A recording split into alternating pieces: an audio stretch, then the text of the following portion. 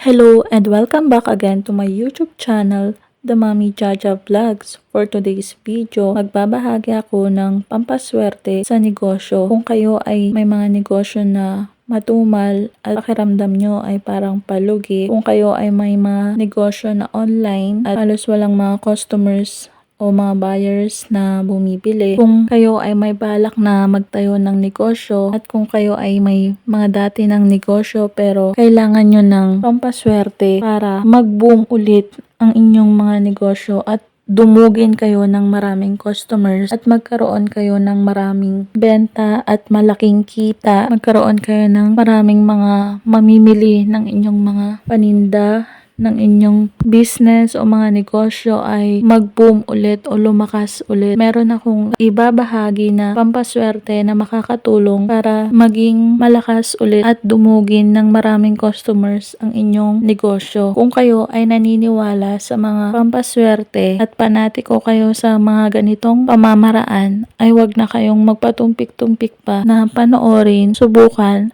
at gawin ang aking ibabahagi. At kung hindi naman kayo mahilig ay humanap lamang kayo ng video na gusto nyo. Napakadali lamang ng pampaswerteng ito. Kung meron kayong mga sangkap at kompleto na kayo ay wag na kayong magpatumpik-tumpik pa na subukan at gawin ang pamamaraan ng pampaswerteng ito. Kailangan lang pag gumagawa kayo ng pampaswerte ay dapat meron kayong 100% na paniniwala, maging positibo, paniwalaan ang mga pampaswerte na inyong ginagawa para ito ay tumalab talaga at maging epektibo sa inyo. Gagawin ang pampaswerteng ito sa araw ng Martes at Biyernes. Siguraduhin na nakaharap kayo sa silangan, yung papasikat ang araw. Maganda kung sa mga oras ng alas 6 hanggang alas 8 ng umaga ay magawa ninyo itong pampaswerte na ito. Mangangailangan lamang tayo dito ng mga baso o mga shot glass o mga maliliit na jar. At mangangailangan din tayo dito ng asin. Kahit na anong uri ng asin ay pwede. At mangangailangan din tayo dito ng isang silver coins o piso. At kailangan din natin dito ng isang star anise. Kung wala pa kayong mga ganitong star anise, pwede kayong makabili sa mga online store na katulad ng Shopee, Lazada at TikTok. I-search nyo lang ang star anise. Pwede din sa palengke, sa mga supermarket, kayo bumili ng star anise. At mangangailangan din tayo dito ng isang buong dahon ng laurel. Ang pamamaraan ng pampaswerteng ito ay kukunin muna ang isang piso,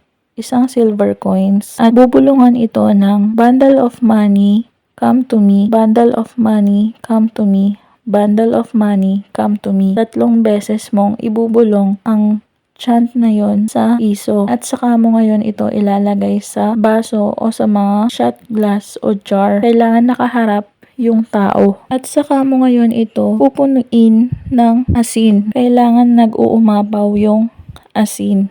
Punong-puno talaga yung shot glass nyo o yung jar. At saka ngayon ito itutusok ang star anise. Ang star anise ay mabisa ding pampaswerte sa pera at sa negosyo. Ito ang parang aakit o manggagayuma sa mga customers o buyers na bumili sa iyong negosyo, sa iyong mga paninda. At bago mo itusok ang dahon ng laurel, ay bulungan mo muna ito ng mga good intentions mo, ng mga kahilingan mo. At ang paghiling ay dapat walang gamit na sana. Parang uutusan mo yung dahon ng laurel na ipagkaloob sa iyo na magtagumpay ka sa iyong negosyo, na magkaroon ka ng maraming customers, magkaroon ka ng malaking benta at malaking kita at mapalago mo pa lalo ang iyong negosyo o business. Dapat wag kang gumamit ng sana. At saka mo ngayon ito itutusok sa jar. Mainam kung may energize mo muna ito sa araw ng 30 minutes sa umaga para mas lalong ma-activate ang pampaswerteng dala ng pampaswerte na ginawa na ito. Mainam na gawin ang pampaswerteng ito dahil napaka-epektibo nito na mag-akit ng maraming customers at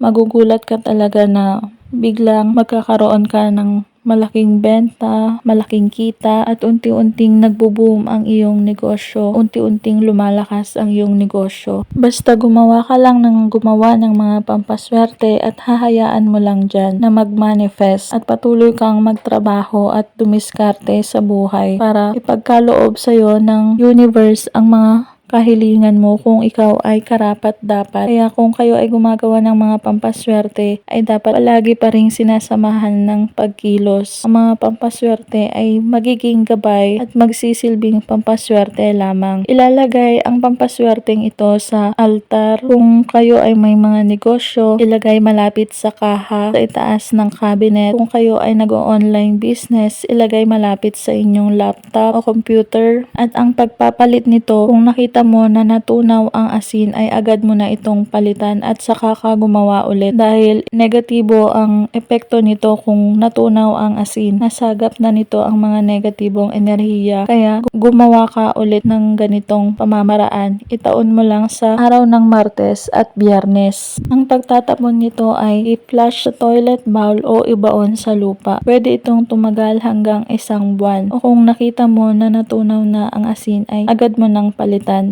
at gumawa ka ulit ng panibago. Tandaan na ang mga ganitong pamamaraan ay magsisilbing gabay at pampaswerte lamang. Tanging ang ating pagkilos, pagsisipag, pagtsatsaga, pagdiskarte at pagtatrabaho at lalong-lalo na ang manalangin ng Time Team sa Poong May Kapal ang siyang makakatulong sa atin para tayo ay umunlad at magtagumpay sa buhay at matupad ang mga pangarap natin sa buhay na yumaman. At kung nagustuhan ang videong ito, mag-like at mag-subscribe na para maging updated sa mga next video na i-upload tungkol sa mga pampaswerteng bagay-bagay.